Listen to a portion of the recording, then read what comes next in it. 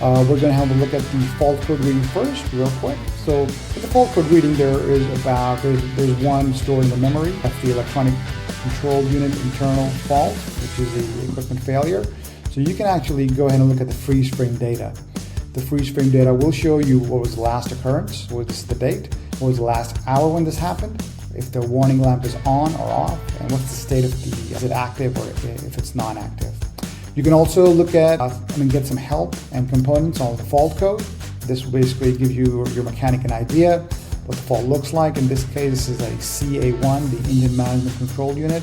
It'll tell you the exact pinout. Again, this is very helpful. Your mechanic does not need to do any kind of guesswork. You can just go ahead and see which pin goes where. Now let's have a look at the monitoring section real quick. Yeah.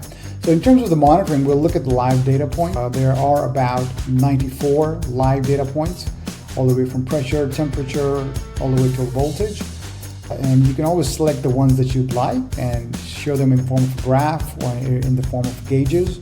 These gauges will show you if anything is over pressure or if anything is under pressure.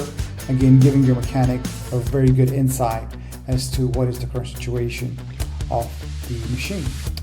Let's jump out of that. Let's have a quick look at the system display. System display basically is the fuel system. It will show you everything in real time, injection amount, the fuel temperature, throttle position, and this is going to really help the mechanic make certain decisions. And on the left side, there are the diagrams. The diagrams are very helpful in order to basically eliminate any kind of guesswork. It'll tell the mechanic exactly which part is where. So this is the engine management control unit. It'll show you exactly what it looks like, what the part is, and what the part number is as well.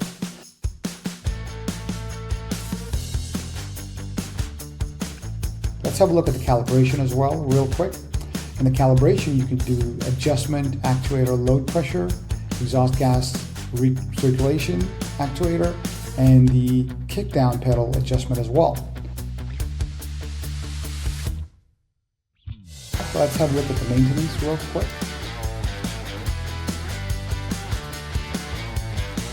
You can do air purge of the fuel system, differential pressure sensor, fuel pump, fuel tank emptying, particular filter regen. You can perform a regen and a particular filter reset as well.